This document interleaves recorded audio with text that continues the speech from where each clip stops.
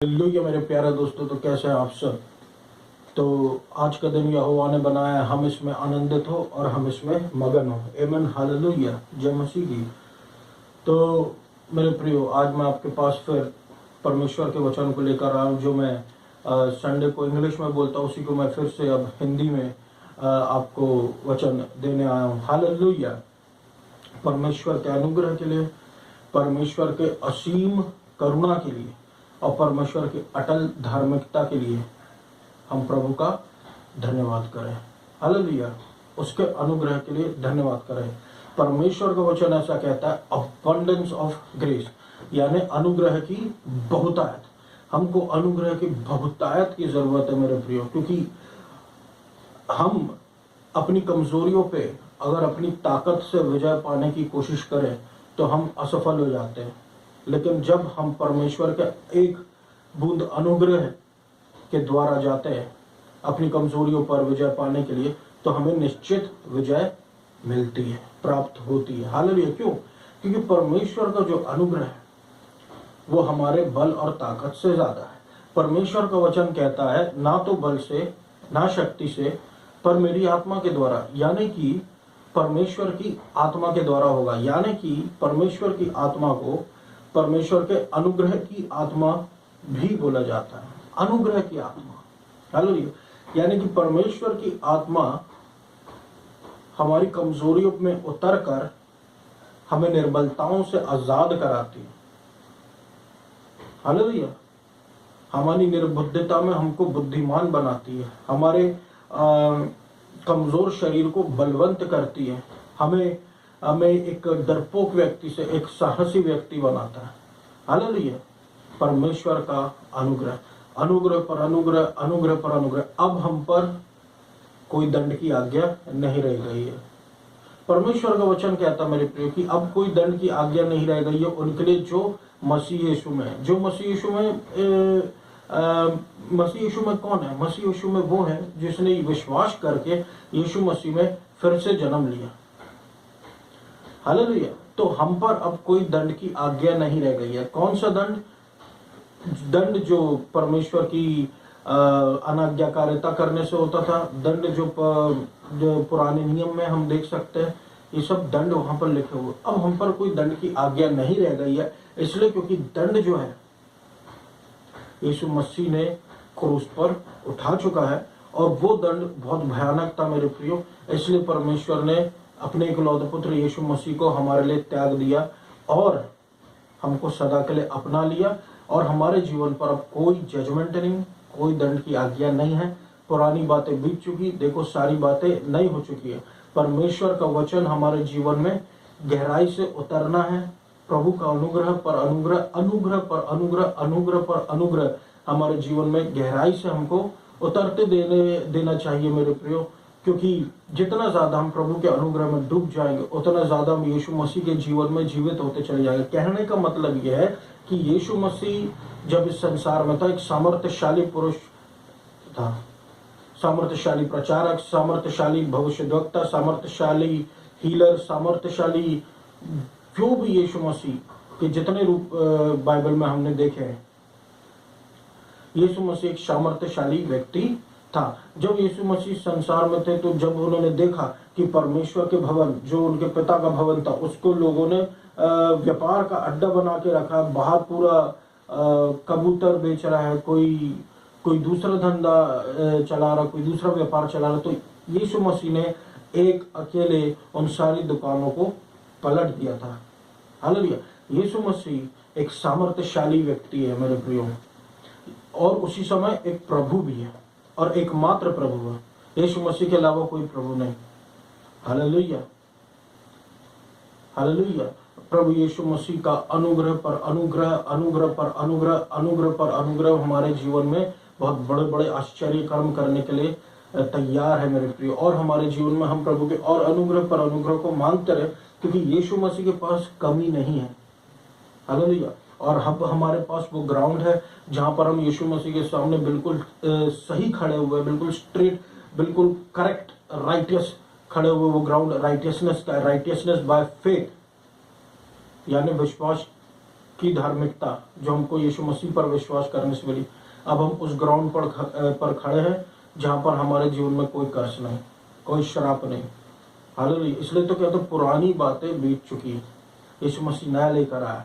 जब यीशु मसीह आया तो वचन कहता है कि व्यवस्था तो मूसा के द्वारा दी गई, परंतु अनुग्रह जो है वो यीशु मसीह के साथ में आया, यीशु मसीह के द्वारा आया। हालेलुया।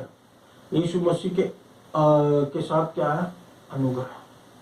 हालेलुया। अनुग्रह पर अनुग्रह, अनुग्रह पर अनुग्रह। मैं इतना अनुग्रह को क्यों ऊंचा उठाता हूँ मेरे प्रियो? मैं अनुग्रह को इसलिए ऊंचा उठाता हूँ क्योंकि अनुग्रह ही है जो रिप्रेजेंट करता है परमेश्वर की अच्छाइयों को हमारे जीवन में, कि परमेश्वर भला है इसलिए हम अच्छा देख पा रहे हैं। यदि हम अपने कर्मों की गिनती करें कि हम कितनी अच्छाई करें, तो ऐसे में तो अन्य जाति भी हमसे बहुत ज़्यादा आगे निकलेगी अन्य अच्छे कर्मों में। लेकिन आज अगर हमको यीशु मसीह ने चुना है तो वो इसलिए क्योंकि यह प्रभु का अनुग्रह है, प्रभु की असीम मर्सी, असीम दया, परमेश्वर का प्रेम हमारे लिए। हालेलुया। परमेश्वर का प्रेम हमारे लिए, नया नियम, परमेश्वर का प्रेम हमारे लिए सदा हमको इसका ही बोस्ट करते रहना, इसका ही घमंड करते रहना कि मुझको प्रभु बहुत ज्यादा प्रेम करता है, इसलिए मैं आज मसीह यीशु में पाया जाता हूँ। बहुत ज्यादा प्रेम हमको यीशु मसीह करता है, इसलिए हम प्रभु में आगे बढ़ते चले जा रहे हैं। बहुत ज्यादा प्रेम यीशु मसीह हमसे करता है, इसलिए वो आएगा, हमको अपने साथ लेकर चला जाएगा, क्योंकि और हम प्रभु में बने भी रहेंगे क्योंकि परमेश्वर हमसे बहुत ज्यादा प्रेम करता है। हालेलुया। तो आइए हम वचन में जाए। मेरे प्रिय दोस्तों, हम प्रभु के वचन जो आज के लिए है भजन संहिता 118 के 7 से कि परमेश्वर मेरी ओर है, मेरे मददगार के रूप में मैं विजयी होकर देखूंगा उन लोगों की तरफ जो मेरा विरोध करते हैं। हम कौन है? हम विजयी होकर देखेंगे उन लोगों की तरफ जो हमारा विरोध करते हैं। वो लोग हार जाएंगे। वो किस वजह से हार जाएंगे? क्योंकि परमेश्वर जो है वो हमारा मददगार है। परमेश्वर जो है वो हमारा मदद के लिए आया है, वो हमारी मदद के लिए हमारी ओर पर है। यदि मैं कह रहा हूँ कि प्रभु हमारी ओर पर है, यानी कि परमेश्वर जो है वो हमारी मदद करने के लिए हमारी ओर है, हमें जिताने के लिए हमारी ओर है। हालेलुया। और जब प्रभु हमारे साथ में रहते, तो चाहे हमारे अगेंस्ट में सेना ही क्यों ना हो, चाहे हमारे अगेंस्ट में कोई एक व्यक्ति बड़ा जैसा गoliath क्यों ना हो, चाहे कोई भी हो, परमेश्वर हमारा मददगार है। जीत हमारी ही होगी और हम उन पर विजय होते हुए अपने आप को देखेंगे उन लोगों पर जो हमारा विरोध करते हैं। आमीन। हालेलुया। सिर्फ हम ही ऐसे प्रॉब्लम्स को नहीं झेल रहे मेरे प्रियो, बाइबल में पुराने समय में परमेश्वर के लोगों ने भी इस प्रॉब्लम्स को झेले हैं, जिसमें से एक है किंग डेविड, राजा दाऊद जो है, जो वचन में जो भजन संहिता 118 का 7 में पढ़ रहा हूँ, राजा दाऊद ने ही लिखा है। आगे लिखते हैं कि 118 के 8 में ये ज्यादा अच्छा है कि हम परमेश्वर में शरण ले, मनुष्य पर भरोसा करने से अच्छा। हालेलुया। और फिर 118 के 9 में हम देखते हैं कि ये ज्यादा अच्छा है कि हम शरण ले प्रभु में, राजकुमारी पर भरोसा करने से अच्छा। हालेलुया। परमेश्वर ने एक बात मुझे भजन संहिता 118 के 9 में ये नोट कराया मेरे प्रियो, इन द लॉर्ड, प्रभु में, प्रभु में, इन द लॉर्ड, प्रभु में, यानी कि हमको शरण स्थान जो लेना है वो प्रभु में लेना है। दो से कंपेयर किया गया है, एक मैन से और एक राजकुमारी से, यानी कि हमको मनुष्य पर भरोसा नहीं करना, हमको राजकुमारी पर भरोसा नहीं करना, हमको भरोसा करना है किस पर? अपने प्रभु, अपने परमेश्वर पर। कहने का मतलब यह है कि ना तो हमको मनुष्य पर भरोसा करना है, ना तो हमको धन दौलत पर भरोसा करना, हमको भरोसा परमेश्वर पर करना, हमको भरोसा यीशु मसीह पर करना है। हालेलुया। आगे हम वचन देखते कि जो प्रभु ने इस इन द लॉर्ड जो मुझसे बोला, प्रभु में, वो क्यों बोला? पर 118 भजन संहिता और उसके 12 में लिखा कि उन्होंने मुझे मधुमक्खियों के जैसे घेर लिया है और आग के जैसे फैल गया, जो झंकाड़ी में आग फैल जाती है, लेकिन परमेश्वर के नाम में, प्रभु के नाम में मैंने उन्हें काट दिया। हालेलुया। किसके नाम में? प्रभु के नाम में मैंने उनको काट दिया। क्या हम मधुमक्खी को तलवार से काट सकते हैं? काटने वाली बात हो रही है ना मेरे प्रियो। क्या हम मधुमक्खी को तलवार से काट सकते हैं? वो इतनी सी है, तो उसके लिए आपको बहुत प्रैक्टिस करना पड़ेगा। और अगर ढेर सारी मधुमक्खियां, तो आप क्या उनको काट सकते हो? नहीं।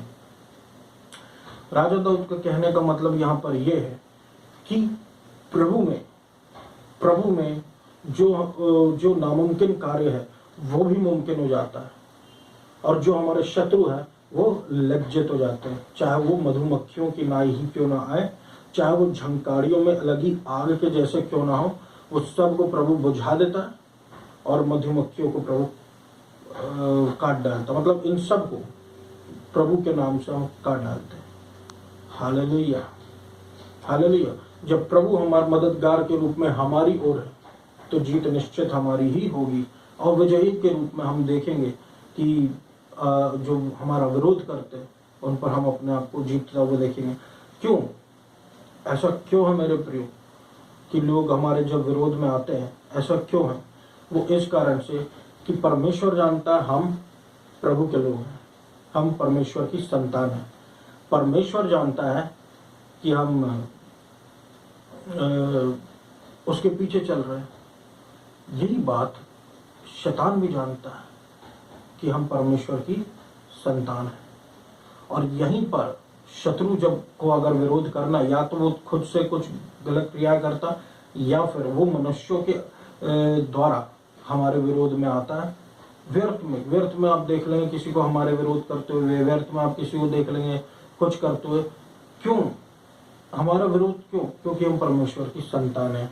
हालेलुया। और हमारे कारण शत्रु रोज डिस्टर्ब हो रहा है, रोज उसको चोट लग रही है, रोज उसके काम फेल हो रहे हैं। अनुग्रह से शत्रु हार जाता मेरे प्रियो, क्योंकि यहाँ पर परमेश्वर की अच्छाई रिप्रेजेंट की जाती है, ना कि मनुष्य की।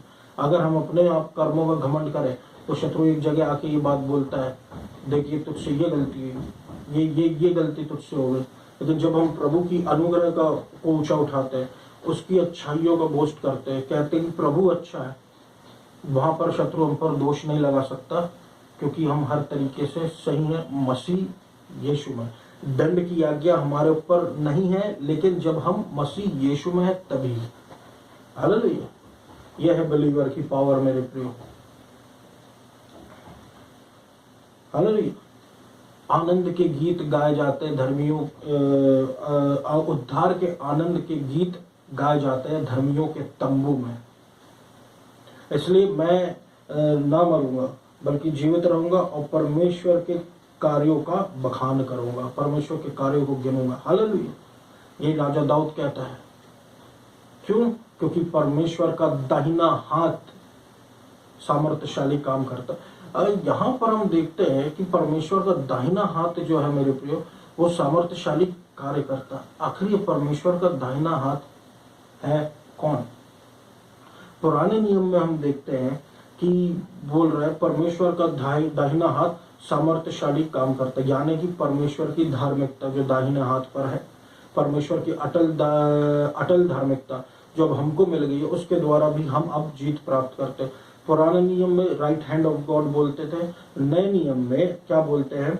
The stone that the builders rejected has become the cornerstone, यानी कि वो पत्थर जिसको राजमिस्त्रियों ने बेकार जाना था, वो अब कोने का सिरा ठहरा। मतलब उसके बिना काम नहीं होगा। यानी कि राइट हैंड ऑफ गॉड जो है, पुराने नियम में राइट हैंड हम बोलते थे परमेश्वर का दाहिना हाथ, और नए नियम में वही दाहिने हाथ को हम कहते हैं यीशु मसीह।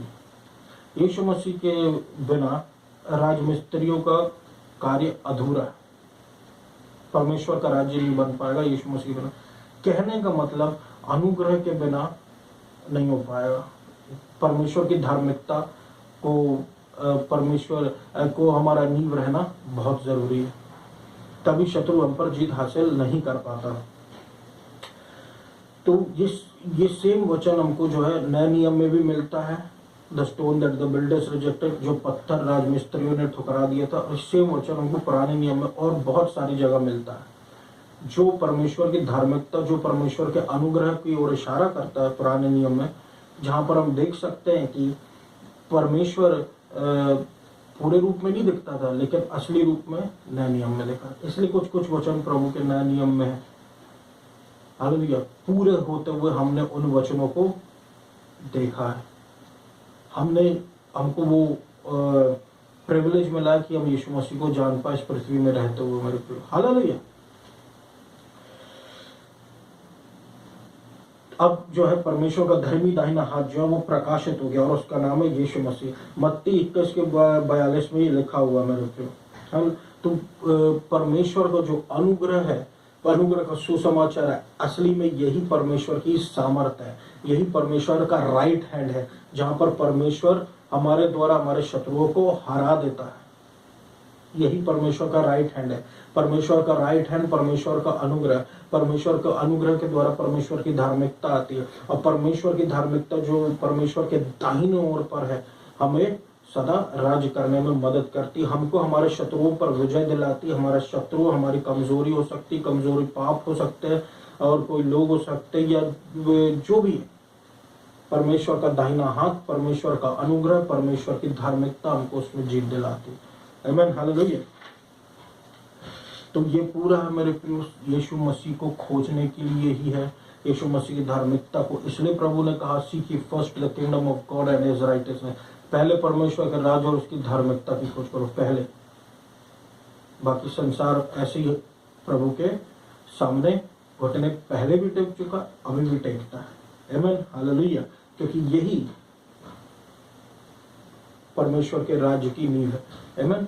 तो आइए हम परमेश्वर का धन्यवाद करें परमेश्वर के वचन के लिए। मैं आशा करता हूँ मेरे प्रियो कि परमेश्वर के वचन ने आपके दिल में घर बनाया होगा और आपके जीवन को के लिए आशीष का कारण ठहरा। आमीन, हालेलुया। तो आइए हम सब प्रार्थना में जाए। धन्यवाद देता हूँ बाप पिता प्रभु यीशु मसीह के द्वारा अनुग्रह पर अनुग्रह सुनने वालों पर मेरे प्रभु परमेश्वर उड़ेलते रहे, पवित्र आत्मा से भर दें।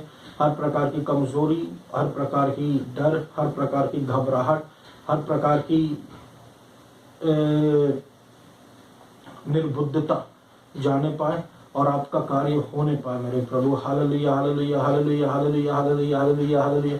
प्रभु आपका वचन कहता है जितने हथियार तेरी हानि के लिए बनाए जाए उनमें सो कोई सफल ना होगा। तो कोई भी हथियार हमारे विरोध में सफल ना होने पाए, क्योंकि आपकी धार्मिकता हमारी क्योंकि हमारी धार्मिकता आपकी ओर से मेरे प्रभु परमेश्वर। हालेलुया। हम अटल खड़े रहें, निडर खड़े रहें और शत्रु के कोई भी एक्यूजेशंस हमारे ऊपर न चलने पाए। आमीन, हालेलुया। प्रभु आप मध्य प्रदेश पर, जबलपुर सिटी पर और इंडिया पर दया करें, अनुग्रह करें और बाढ़ ले आए प्रभु आशीषों की मध्य प्रदेश पर। आइडोलेट्री कोरोना वायरस उखाड़ फेंके मध्य प्रदेश से, पूरे इंडिया को आशीषित करें, जबलपुर को आशीषित करें, शहर को आशीषित करें। यहाँ पर आपका राज्य छाए, पवित्र आत्मा मंडराए और प्रभु यीशु मसीह आपका काम होने पाए मेरे प्रभु। दया करे, दया करे, दया करे, अनुग्रह करे, अनुग्रह करे, अनुग्रह करे, फेवर करे प्रभु यीशु मसीह। हर एक बेड़ियों को तोड़ डाले मेरे प्रभु परमेश्वर। हर एक बीमारियों को, घातक बीमारियों को चंगा करे, एड्स, कैंसर, लकवा और प्रभु परमेश्वर हमको हमारे जीवन के जायंट्स से जीतने में मदद करे। यीशु मसीह के नाम से प्रार्थना करते सर्वपूर्वक आमीन, हालेलुया। धन्यवाद आज के वचन सुनने के लिए, धन्यवाद।